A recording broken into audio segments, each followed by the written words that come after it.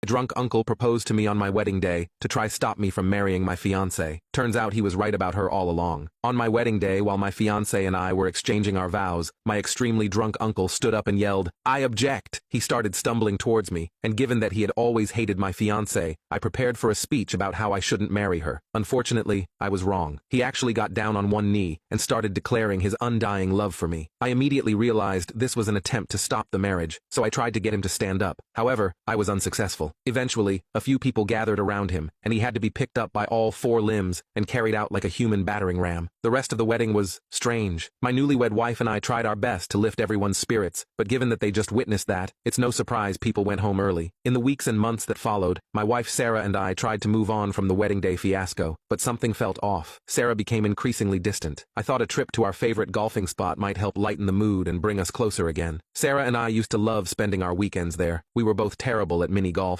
and would often laugh at each other over our terrible swings, but we enjoyed the vibe of the golf spot. I asked her if she wanted to go one Saturday morning while we were having breakfast. She looked up from her phone, looking uninterested, and said that she couldn't go today. When I asked her why not, she said that she had promised one of her girlfriends that she would help her with some errands since she had been so stressed these past couple of weeks. This seemed off, because her friend had just come back from vacation, and she seemed pretty relaxed the last time we saw her. She said it was always something on her plate, which was true. Her friend was a busy woman. Every time we saw her, she was on the go. I asked her if the next day would work then, and she bit her lip, and she said she had a lot of work to catch up on. I let it go, and told her it was all right, and that we'd find another day to go, but I couldn't help but feel like she wasn't telling me everything. As Sarah got up to clear the dishes, I couldn't shake the feeling that something wasn't right. We used to prioritize our time together, especially our weekend outings. Now, it seemed like she always had an excuse to be somewhere else. The excuses were starting to pile up. Was she hiding something from me? At first, I thought it was just stress from adjusting to married life, but more signs started to appear. A few nights later, Sarah and I were sitting in the living room halfway watching a movie together. I was watching the movie while she was scrolling on her phone. Suddenly, she burst out laughing at something on her screen. I asked her what was funny, and she quickly said it was nothing. I looked at her as she kept smiling at her phone. She looked up at me and told me it was just a stupid meme. I asked her to see it, and she said I wouldn't get it. She then said she was getting tired and that she was going to head to bed soon. I told her good night, and she went upstairs. Later that night, after Sarah had fallen asleep, I couldn't get her actions out of my mind. Something felt off. I got up and went to her phone, which she had left charging on the nightstand. I knew it was overstepping a boundary, but I just had to know what was going on. I unlocked her phone and went to her messages. My heart sank when I saw several conversations with unsaved numbers. One, in particular, caught my eye. It was a string of messages from someone whose number I didn't recognize. Their conversations were mainly memes and funny videos they shared with one another, until I scrolled a little bit further up. The guy asked Sarah how her day was. She said it was long and boring and wished she could have spent it with someone fun instead. He then replied, "Maybe the next time I see you we can skip the boring parts and go straight to the fun." There was no outright talk of cheating, but the subtle flirting and how friendly they were